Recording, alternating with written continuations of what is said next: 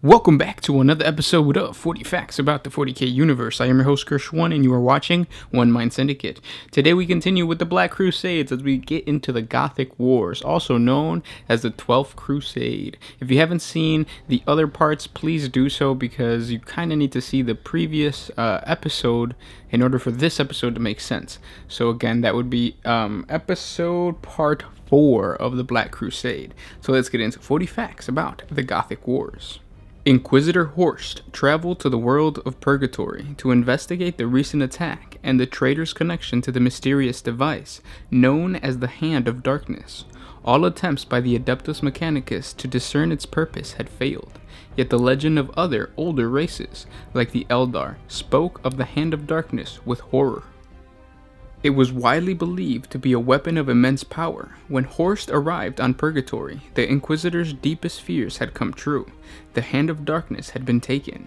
If the followers of Chaos learned how to activate the alien weapon, they would be able to unleash incredible destructive power upon the defenses of the Imperium.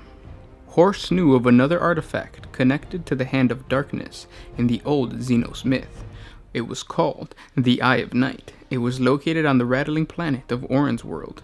As Horst sped towards the world on the fastest vessel he could commandeer, a report came in by astropathic message of an attack upon the rattlings. A small force of Chaos renegades had landed close to where the eye was emblazoned in an ancient statue worshipped as a god by the rattlings in pre-imperial times.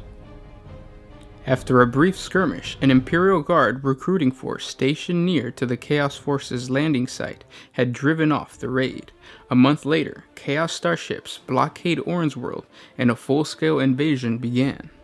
The defenseless rattlings stood no chance against the depraved Chaos Space Marines, and the death toll reached into the millions, as the hills and mountains of the world were scoured with fire and shell by the most potent followers of the Dark Gods.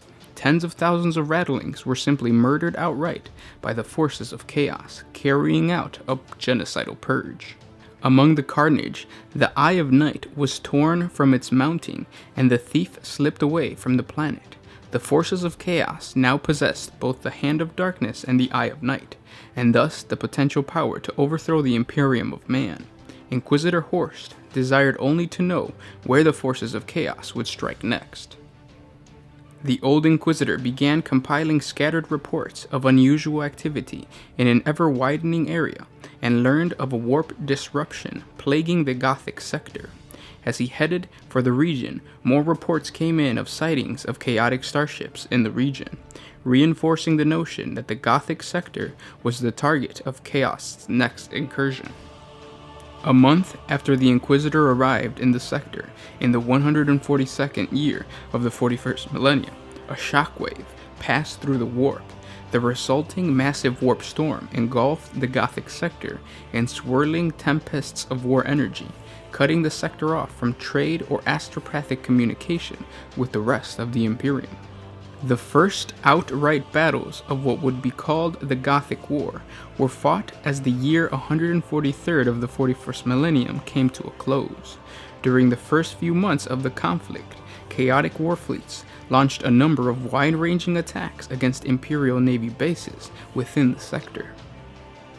Reports of attacking Chaos fleets flooded in from all across the Gothic sector as the warp storm reached their peaks of activity.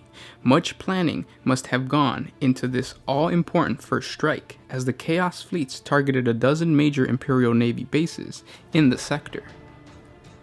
With no advance warning, the traitors struck hard and fast, ambushing Imperial warships as they were in an orbital dock or at rest in their stations. Caught unaware and already overstretched by the growing unrest in the sector, the Imperial Navy was poorly prepared to respond to this sudden offensive. Orbiting Imperial space stations also fell to the chaotic forces, destroyed or captured by the swiftness of the attack. The loss of many orbital shipyards, such as Tripole Docks, Port Imperial, and Garthak Station, was particularly disastrous, not only because the Imperial starships were badly in need of refitting, but because they were soon put to use by the enemy. Captain Grove of the Admiral Drake, an old Relentless class cruiser used as an Imperial Navy training vessel, was one of the few survivors of the chaotic attack at Helmnet Base in the Cyclops cluster, which was typical of the attacks made by the chaotic warships. Grove and his crew were lucky to escape the vicious assault. Fortunately for the crew of the Admiral Drake and many other Imperial vessels, the Chaos warfleets were not disposed towards lengthy battles, preferring instead to hit hard and then retreat, leaving the Imperial Navy suffering heavy losses. Yet the Chaos fleets did not achieve total success in their first strike. In a few battles, the traitor fleets suffered serious defeats, most notably during the defense of the hive world of Orar, when one of the many chaotic warfleets involved in the conflict, led by the Chaos Warmaster Malefica Arkham, ambushed the Imperial battle group that was stationed in orbit of Orar. They did not find their enemy taken unaware. Having just received orders to help put down a rebellion in the neighboring star system, the Imperial battle group, led by Captain Compel Bast on the battlecruiser Imperius, was just preparing to break orbit. Already at full alert status, the Imperial flotilla easily evaded the attackers' initial spatial torpedoes and counterattacked. Aided by the planet's orbital defenses, the Imperius crippled the chaotic battleship Solus with a blast from its Nova cannon, and the Imperial vessels went on to score a rare victory against the chaotic warfleets. Only a handful of Chaos escorts escaped without damage, and the battlecruiser Deathbane and its fleets were pursued out of the system by a vengeful Imperial captain. Orar was the only major setback suffered by the forces of Chaos during the opening stage of the Gothic War. In one incident, a small chaotic warfleet consisting of several Iron-class and Infidel-class escorts fell to numerous bands of orc freebooters in a region. Using the traditional tactic of lurking in an asteroid field for an unwary victim, the orc vessels emerged from hiding and plunged into the heart of the Chaos fleet. Unable to use their great maneuverability in the swirlings of asteroids and gas and dust clouds, the Chaos starships were hammered by the orcs, and not one chaotic vessel survived the battle. The initial Chaos attack struck at an important Imperial installations, such as the Adeptus Mechanicus Forge Worlds and the orbital naval bases used by Battlefleet Gothic. Of the 17 such bases in the Gothic sector, 6 of them were founded on top of the Blackstone fortresses.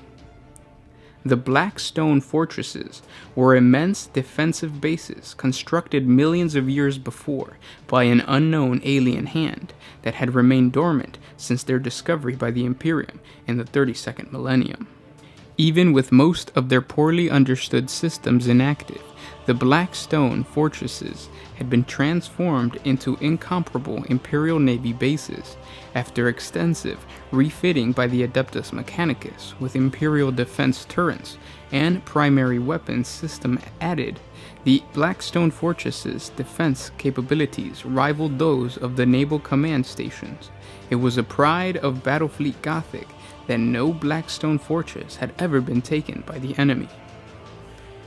This was to change at Rebo System, where the Imperial Naval Base Blackstone 4 orbited the system's fifth world. A chaotic warfleet, probably led by Abaddon the Despoiler himself, struck at Rebo 5. The Imperial starships on station put up a ferocious defense, but were ultimately overwhelmed by the size of the fleet facing them. 20 capital ships, including 2 Despoiler-class battleships and a score of escorts, swept through Rebo's outer system and attacked Blackstone 4. The battle was short and bloody. Just as the Chaos fleets approached within range of the fortress, Blackstone 4's power system shut down completely. With its energy grid down, the fortress guns were unable to fire. The armored gates to the fighter base could not be opened, and the personnel on board were defenseless. Soon after this turn of events was transmitted in a final message by the station's chief astropath. Blackstone 4 fell to the invaders. There were no more words out from Rebel's system, and it was assumed as a matter of course that the Chaos forces had left no Imperial survivors. The Battle of Blackstone 4 was to be the first of a number of critical blows unleashed by Chaos that imperiled Imperial forces right from the start of the conflict. Even as War Master Abaddon pushed home Chaos's attack at Rebel, more disasters befell the Loyalist defenders of the Gothic sector. At the world of Savanan, a cardinal world of the Ecclesiarchy, the few system defense ships could do little to protect the planet against a new and unpredictably powerful Chaos starship. Simply called the Planet Killer, this monolithic starship bristled with gun decks, lance batteries, and torpedo launch systems. As the defense monitors withdrew from this impeccable advance, the Planet Killer made orbit over the planet. Drawing upon unimaginable resources of power, the massive vessel unleashed an energy beam from a number of ports on its surface that lasted for almost 30 minutes and crackled the very crust of the planet. The bolt bored its way through the miles of planet's crust and seared through the molten mantle beneath. As the attack finished, the magma surged forth through the continental-sized wound the blast had made in the planet's crust. Breaking the planet apart from within, the oceans boiled, the ice caps melted, and a whole continent sunk beneath the blazing tidal wave of molten rock. The planet was blown out of its natural orbit by this titanic release of geothermal energy, and eventually simply imploded into millions of rocky fragments. Only an incredible dense asteroid field now lies in orbit of the star where Savannah once circled. There were 14 million people living on this planet, all of whom died in less than an hour. The effect on the Imperial morale of this new weapon unleashed by Chaos was predictably devastating. All had heard of an order of exterminatus being carried out upon a world by the Inquisition or a space marine, but to know the enemy had the ability to destroy an entire planet from the inside out was the most chilling thought that any Imperial crewman or soldier had ever faced. As the Imperial Navy reeled on this news, Inquisitor Horst was left wondering if this was the power that had been gained from the forces of chaos, possession of the Hand of Darkness and the Eye of Night. A constant irritant for Lord Admiral Cornelius von Ravensburg, the overall commander of Battlefleet Gothic, was the presence of a large number of Eldar in the Gothic sector, making swift forays as raiders from hiding places within the Greldark Nebula. It is believed by the Inquisition that an Eldar craft world was in the sector during the war, though there were no confirmed sightings and its location was never successfully determined. Of the pirate forces plaguing the Imperium, the Eldar force called the Executioners became highly active as the Gothic War progressed. Unable to track the advanced Eldar starships back to their base, and strongly suspecting that they were connected to some way to the elusive craft world located in the sector, Ravensburg would do little to defend against the Xenos. It was up to the individual Imperial battle groups' commanders to decide how to best handle this new slippery foe. Not only the Eldar preyed upon the transports and merchantmen of the Imperium, bands of human pirates, chaos renegades from the Eye of Terror, and even the vessels of other alien species all increased in their activities as the anarchy caused by the chaotic invasion spread across the sector. Called wolf packs by the Imperial Navy officers who chased them, these roving bands of small vessels hunted the starships and convoys of anybody and everybody in the sector. The Imperial Navy was fighting two enemies, the Chaos Warfleets and the Orc, Human, and Eldar pirates that had always been a threat to the Imperial shipping even before the Gothic War began. And those were 40 facts about the Gothic War.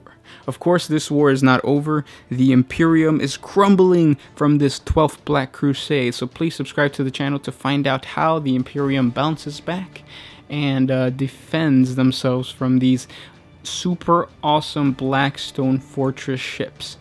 Please subscribe to the channel to get that if you're already a subscriber. Thank you for liking, commenting, and sharing. You guys have been awesome. If you want to support us a little bit more, jump on over to Patreon. You'll get exclusive videos, and it's only $1 a month. Thank you guys so much for listening. This was Gersh1 with One Mind Syndicate, signing out.